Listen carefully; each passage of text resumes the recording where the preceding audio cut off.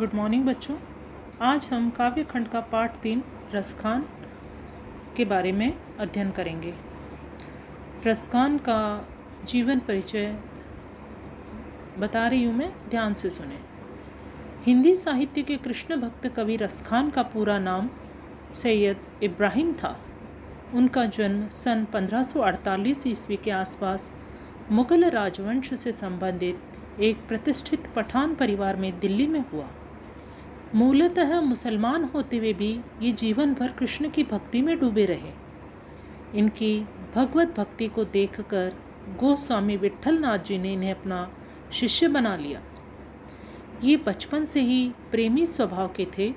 बड़े होकर वही प्रेमी स्वभाव ईश्वरीय प्रेम में बदल गया। कहते हैं उन्हें श्रीनाथ जी के मंदिर में कृष्ण के साक्षात दर्शन हुए। तभी से वे ब्रज भूमि में रहने लगे और फिर आजीवन वही रहे। सन 1628 ईस्वी के आसपास इनका शरीर मिट्टी में विलीन हो गया। रसखान कवि की मुख्य काव्य रचनाएं 2 हैं, सुजान रसखान और प्रेम वाटिका। प्रेम वाटिका में प्रेम विषयक दोहे हैं तथा सुजान रसखान में इन्होंने कृष्ण प्रेम पर कवित्त व सवैये लिखे हैं। कवित्त, सवैये, दोहा ये सब छंदों के प्रकार माने जाते हैं। इनकी मुख्य साहित्यिक विशेषताएं हैं कि रसखान की काव्य रचना का विषय मुख्य रूप से कृष्ण भक्ति रहा। वे कृष्ण से संबंधित प्रत्येक वस्तु पर मुग्ध है। मुग्ध से तात्पर्य मोहित। जैसे कि कृष्ण का रूप, सौंदर्य, वेशभूषा, मुरली, बाल क्रीड़ाएं उनकी अभिव्यक्ति का आधार है। उन्हें कृष्ण की जन्मभूमि ब्रज का यमुना तट, वहाँ के वन, बाग, पशु, पक्षी, पर्वत, नदी आदि से अथाह प्रेम है। वे उसी व्यक्ति का जीवन सफल मानते हैं जो कृष्ण की भक्ति में डूबा हो। कृष्ण के सिवाय उन्हें इस संसार में कुछ अच्छा नहीं लगता। उनका प्रेम अत्यंत ही पवित्र, निश्चल और अनुग्रह प्रदान है। उनकी रचनाओं में उनकी भक्ति, भावुकता और तल्लीनता देखते ही बनती है। कवि रसखान की भाषा शैली सुमधुर, सरल, सरस, ब्रज भाषा मानी गई है और उनकी भाषा में कहीं शब्दों का आडंबर नहीं है, कहीं अलंकारों की भरमार नहीं है। उनके शब्दों में झरने सा मधुर प्रवाह है। मुहावरों के प्रयोग ने उनकी वाणी को और भी मधुर बना दिया। रसखान के काव्य जैसी सहजता और प्रवाह और कहीं भी मिलना दुर्लभ है। वास्तव में रसखान रस की खान माने गए हैं। आपकी पाठ्य पुस्तक में मुख्य रूप से इन्होंने सवैये लिखे हैं और कुल 4 सवैये इन्होंने दिए हैं। तो पहला सवैया मैं पढ़ रही हूँ, ध्यान से सुने। मानुस हो तो वही रस खानी, बसो ब्रज गोकुल गाँव के ग्वारन। जो पशु हो तो कहा बस मेरो, चरो नित नंद की धेनु मंझारन। पाहन हो तो वही गिरि को, जो कियो हरि छत्र पुरंदर धारन। जो खग हो तो बसेरो करो, मिली कालिंदी कूल कदम्ब की डारन। तो ये पहला सवैया है। इसमें रसखान ब्रज भूमि पर मुग्ध है और अगले जन्म में भी ब्रज भूमि में रहना चाहते हैं। चाहे वे ग्वाल बाल बने, चाहे नंद की गाय बने, चाहे गोवर्धन पत्थर बने या चाहे यमुना के किनारे कदम्ब के पेड़ पर बसने वाले पक्षी बने, हर हाल में उनको ब्रज भूमि में बसना है। इनके मुख्य शब्दार्थ: मानुष से तात्पर्य मनुष्य, ग्वारन यानी ग्वालों के, चरों से तात्पर्य चरना, धेनु गाय, मंझारन यानी मध्य, पाहन से तात्पर्य पत्थर, गिरि यानी पर्वत, छत्र यानी छाता, पुरंदर यानी इंद्र, धारण यानी धारण करना, बसेरो से तात्पर्य निवास, कालिंदी यानी यमुना और कूल से तात्पर्य किनारा। तो रसखान कवि क्या कहते हैं? मानुस हो तो वही रसखान, बसो ब्रज गोकुल गाँव के ग्वारन। रसखान अगले जन्म में ब्रज भूमि में ही बसेरा करना चाहते हैं।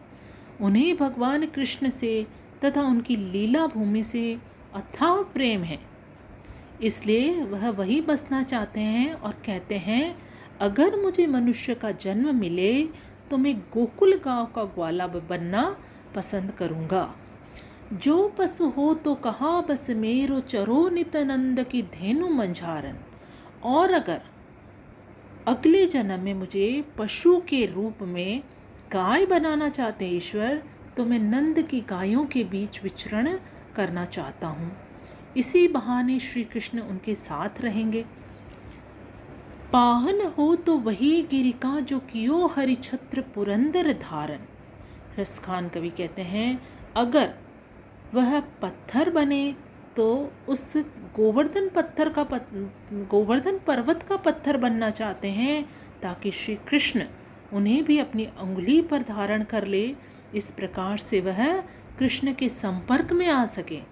यानी कि जब इंद्र का प्रकोप हुआ था और इंद्र के प्रकोप के कारण जब चारों तरफ बहुत ज़्यादा वर्षा हुई थी, तब श्री कृष्ण ने गोवर्धन पर्वत को अपनी अंगुली पर धारण करा था, तो उसी गोवर्धन पर्वत के पत्थर वह बनना चाहते हैं। जो खग हो तो बसेरो करो, मिल कालिंदी कूल कदम्ब की डारन। और अगर मुझे पक्षी के रूप में जन्म मिले तो मैं यमुना के किनारे खड़े कदम्ब के वृक्षों की डाल पर निवास करना चाहता हूँ। क्यों? क्योंकि श्री कृष्ण ने वहाँ अनेक लीलाएं की हैं, तो मैं उनको देखने का सुख प्राप्त कर सकूं। दूसरा पद है, या लकुटी अरु कामरिया पर राज तिहुपुर को तजी डारो। आठह सिद्धि नवो निधि के सुख, नंद की गाय चराई बिसार। रसखान कबो इन आखिन सो ब्रज के, बन बाग तड़ाग निहारो। कौटिक एक कल धोत के धाम, करील के कुंजन ऊपर वारो।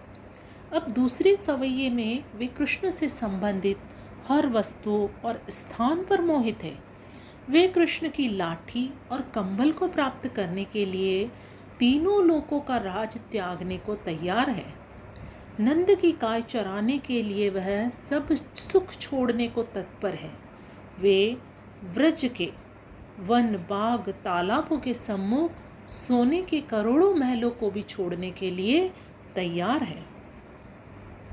तो लकुटी से तात्पर्य लाठी, कामरिया यानी कंबल, तजी डारो से तात्पर्य त्याग दूं, आठों सिद्धि यानी आठों सिद्धियां, नौ निधि यानी नौ निधियां, तड़ाक तालाब, निहारो यानी देखना, कौटिक से तात्पर्य करोड़ों, कलधोत यानी सोना, कुंजन यानी लताओं के घर, और वारो यानी न्योछावर करो। तो प्रस्तुत काव्यांश के अंदर कवि रसखान कहते हैं कि मैं कृष्ण की लाठी और कंबल के बदले तीनों लोकों के राज को भी त्याग सकता हूँ। नंद की गायों को चराने के बदले संसार की आठों सिद्धियों और कुबेर की 9 निधियों के सुखों को भी त्याग सकता हूँ। या लकुटी अरु कामरिया पर राज तिहुपुर को तजिडारो। या लकुटी यानी कृष्ण जो लाठी गायों को चराने जाते थे, गायों को चराने जाते थे, तब जो लाठी लेके जाते थे और जो कंबल उनके पास होती थी, वह लाठी और कंबल के अगर रसखान को प्राप्त हो जाए तो तीनों लोकों का राज भी वह त्याग सकते हैं। आठों सिद्धि नवो निधि के सुख, नंद की गाय चराहो बिसारो। आठों सिद्धियों का सुख, नवो निधियों का सुख भी वह त्याग सकते हैं। किसके बदले? अगर उनको नंद की गाय को चराने का मौका मिले तो। रसखान कबो इन आँखिन सो ब्रज के, बन बाग तड़ाग निहारो। जब से मैंने अपनी इन आँखों से ब्रज प्रदेश के वनों, बगीचों, तालाबों को देखा है और करील के कोटि के कलधोत के धाम करील के कुंजन ऊपर वारो, और करील के घने कुंजों को देखा है। तब से मेरा मन होता है कि मैं इनमें निवास करने के लिए अगर मुझे कोई करोड़ों सोने के महलों को भी दे, करोड़ों सोने के महल भी मुझे कोई प्रदान करे, तो मैं उनको भी न्योछावर कर दूं, त्याग दूं। उसके बदले मैं वही उन्हीं बगीचों, उन्हीं वनों में निवास करना ज़्यादा पसंद करूँगा। तो रसखान ब्रजभूमि के करील कुंजों पर सोने के करोड़ों महल भी न्योछावर कर देना चाहते हैं, क्योंकि कृष्ण की लीला स्थली होने के कारण उन्हें इन कुंजों के दर्शन से होने वाले आनंद के सामने स्वर्ण के भवन में निवास करना तुच्छ प्रतीत होता है, बेकार प्रतीत होता है। तो बच्चों, आज हम ये 2 पद करेंगे, और रसखान कवि का मैं कवि परिचय आपको भेज दूंगी, तो आप अपनी कॉपी में लिखें। Thank you.